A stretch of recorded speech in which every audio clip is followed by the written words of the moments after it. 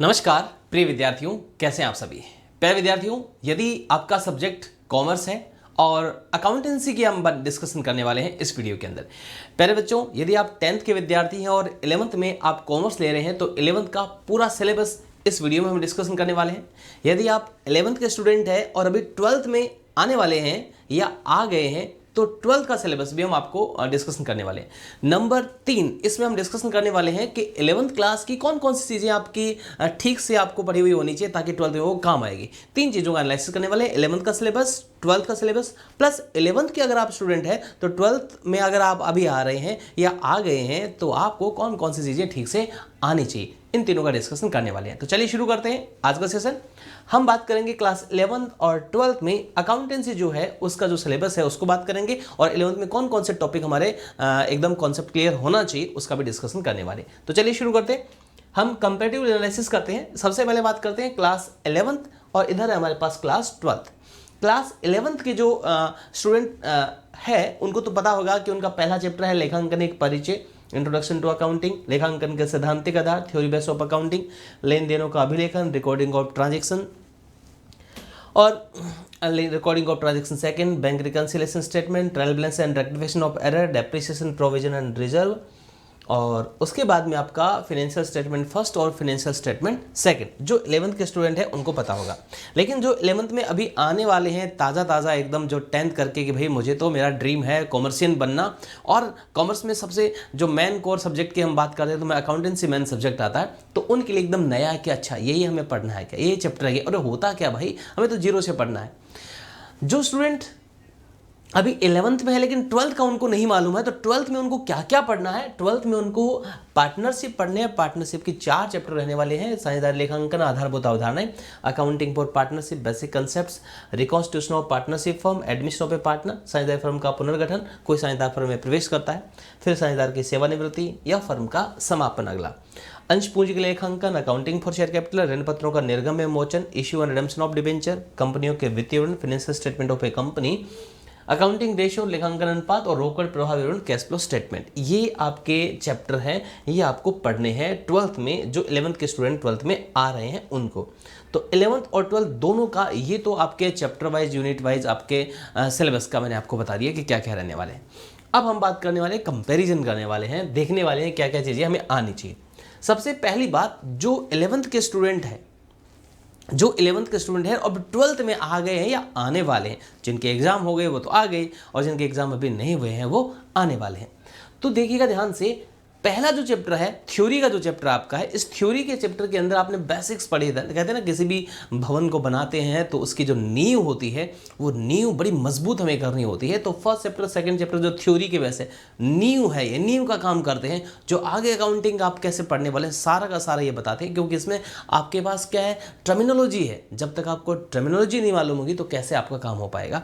तो बेसिक आपको 11th के अगर आप विद्यार्थी हैं तो आपको टर्मिनोलॉजी सब मालूम होनी चाहिए। कैपिटल है, परचेज है, सेल्स है, एसेट्स है, लायबिलिटीज है, प्रोविजंस है, रिजर्व है, टर्मिनोलॉजी सब आपको आनी चाहिए। शब्दावली सारी की सारी आपको आनी चाहिए, जो आपके लिए बहुत जरूरी होती है। 12th में भी आपको इस शब्दावली से आपको परिचित होना जरूरी है। दूसरा आपका इसमें चैप्टर जो है थ्योरी बेस ऑफ अकाउंटिंग, लेखांकन के सैद्धांतिक जो आधार है, उसके अंदर कॉन्सेप्ट्स है, कन्वेंशंस है, यानी क्यों किया जाता है, क्या ऑब्जेक्ट होते हैं, है ना, बिजनेसमैन और बिजनेस को दोनों को अलग अलग क्यों मानते हैं, है ना, मनी मेजरमेंट क्या है, ये कॉन्सेप्ट है वो हमें क्लियर होना बहुत ज़रूरी है। मैचिंग कॉन्सेप्ट है, कॉस्ट कॉन्सेप्ट है, हमारे सारे के सारे, तो वो भी हमारे क्लियर होना जरूरी है ताकि उसके बेसिस पर हम हमारा अकाउंटिंग का काम कर सकें।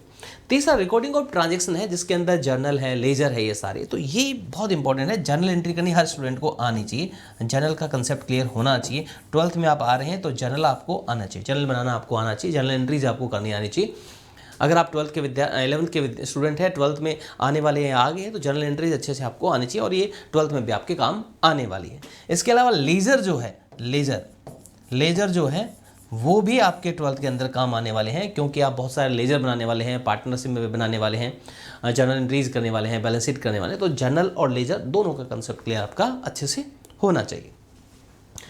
बात करते हैं उसके बाद में रिकॉर्डिंग ऑफ ट्रांजैक्शन सेकंड। आपको होगी सर यहाँ रिकॉर्डिंग ऑफ ट्रांजैक्शन फर्स्ट भी है, रिकॉर्डिंग ऑफ ट्रांजैक्शन सेकंड भी है। रिकॉर्डिंग ऑफ ट्रांजैक्शन फर्स्ट के अंदर तो आप जर्नल और लेजर 11th, अभी जो 11th में आने वाले स्टूडेंट है उनको मैं बता दूं कि ये तो थ्योरी के दोनों चैप्टर है, यानी न्यू का मैंने कहा कि जो बेस है, जो आपको बताएंगे अरे भाई है क्या, कॉमर्स होता क्या, अकाउंट्स होता क्या है, टर्मिनोलॉजी जो आप पढ़ने वाले हैं, है ना, दिमाग में पूरा एकदम पिक्चर सेट करने वाले इन चैप्टर से। चैप्टर नंबर 3 में सबसे पहले रिकॉर्डिंग करेंगे कैसे, ये यहाँ पर आप सीखने वाले हैं। सबसे पहले व्यापारी जो लेखा जोखा करता है, अकाउंटिंग का काम करता है, वो जर्नल के अंदर करता है छोटे व्यापारी, उसके बाद वो लेजर बनाते हैं, और जो 11th में पढ़ चुके हैं उनको ये मालूम होगा। उसके बाद में रिकॉर्डिंग ऑफ ट्रांजैक्शन सेकंड में क्या होता है, यहाँ पर सब्सिडरी बुक बनाते हैं। सब्सिडरी बुक का मतलब क्या होता है, जो बड़े व्यापारी होते हैं ना वो जर्नल नहीं बनाते हैं, क्योंकि जर्नल में बहुत सब जर्नल एंट्रीज होती है तो बहुत सारा उसमें बार बार एंट्री करनी पड़ती है। वो सब्सिडरी बुक बनाते हैं, जर्नल का सब डिवीजन कर लेते हैं। कैश के ट्रांजैक्शन के लिए अलग बुक रखते हैं जिसको हम कैश बुक बोलते हैं। परचेज के ट्रांजैक्शन जो होते हैं गुड्स के, उसके लिए अलग बुक रखते हैं। सेल्स के लिए अलग रखते हैं, है ना, सेल्स रिटर्न के लिए अलग है, परचेज रिटर्न के लिए अलग है, जर्नल प्रॉपर अलग है, तो अलग अलग बुक रखते हैं जिसको सब्सिडरी बुक्स कहते हैं।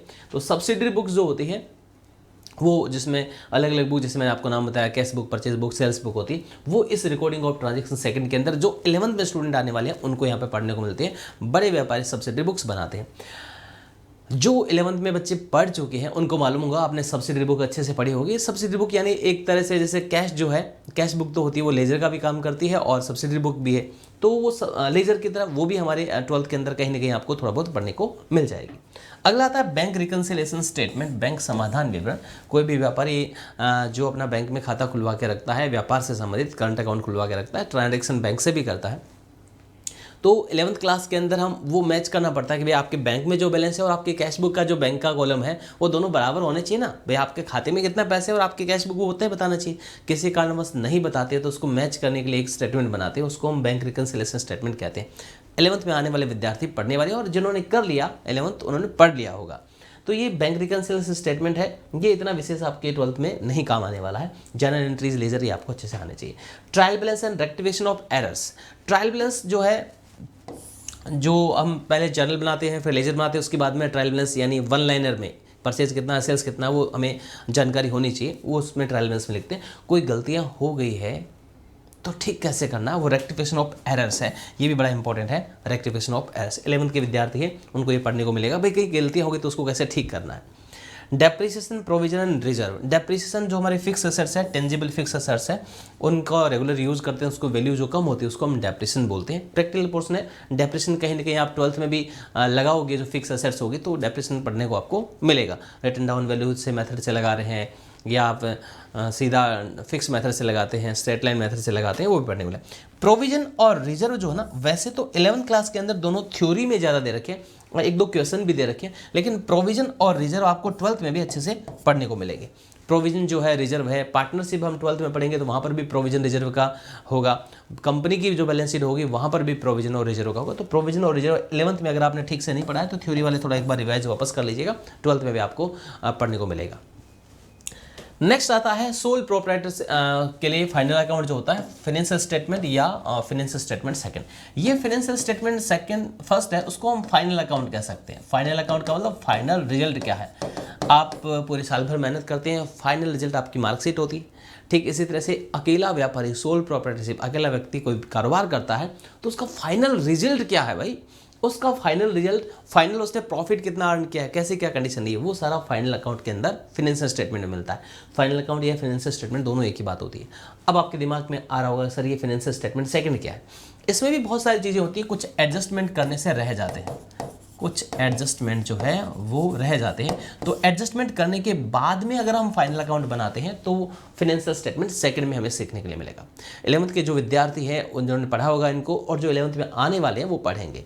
इंपॉर्टेंट चीज़ क्या है, फाइनेंशियल स्टेटमेंट में एडजस्टमेंट जैसे आउटस्टैंडिंग एक्सपेंसेस है, बहुत सारे हैं, प्रीपेड एक्सपेंसेस है, आपका एडवांस इनकम है,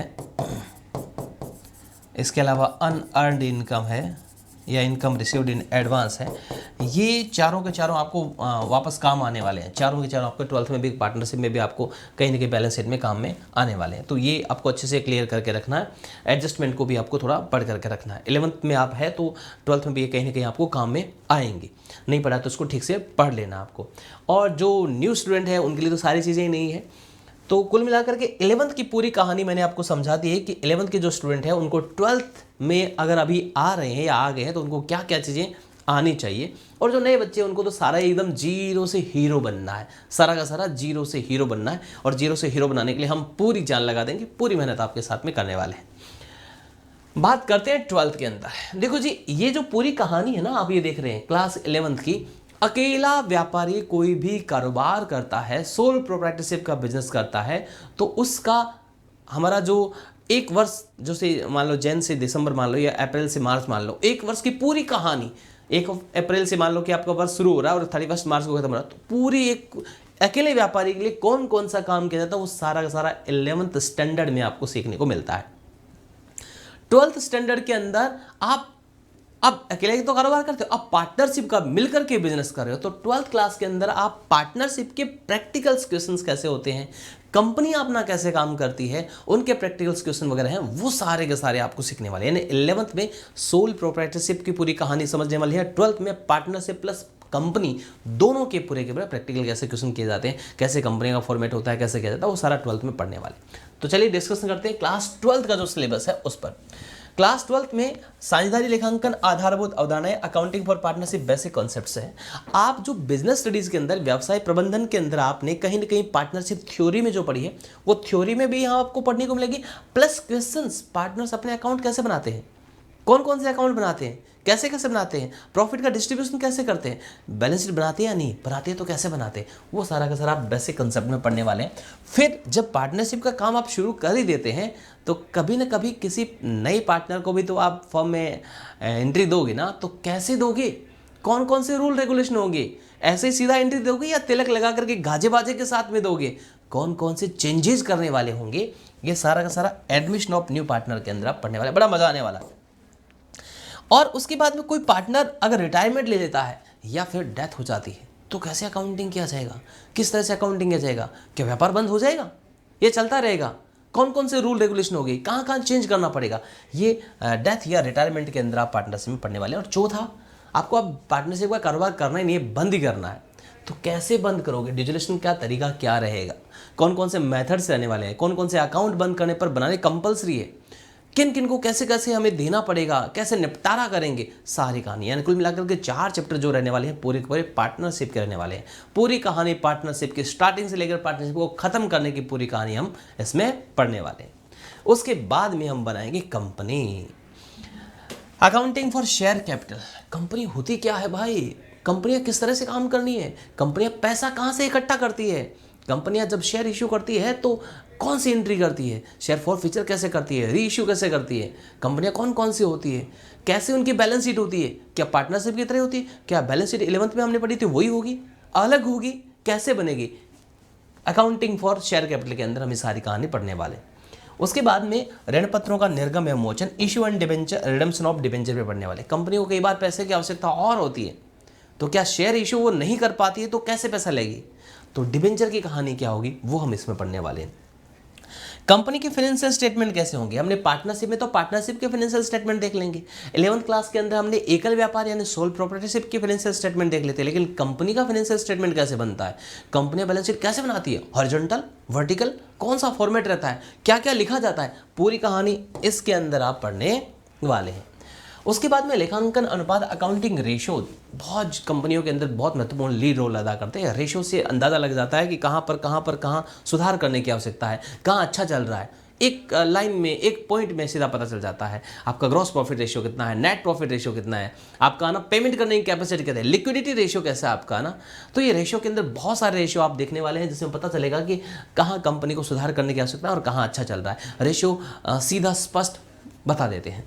उसके बाद में कैश फ्लो स्टेटमेंट, रोकड़ प्रभाव विवरण। रोकड़ भाई कैश का फ्लो कैसे हो रहा है, कंपनियों के में लाखों करोड़ों का कारोबार होता है, कैश कहाँ कहाँ से आ रहा है, कहाँ कहाँ पर खर्च हो रहा है, पूरी कैश की कहानी जो है कैश फ्लो स्टेटमेंट के अंदर हम पढ़ने वाले हैं।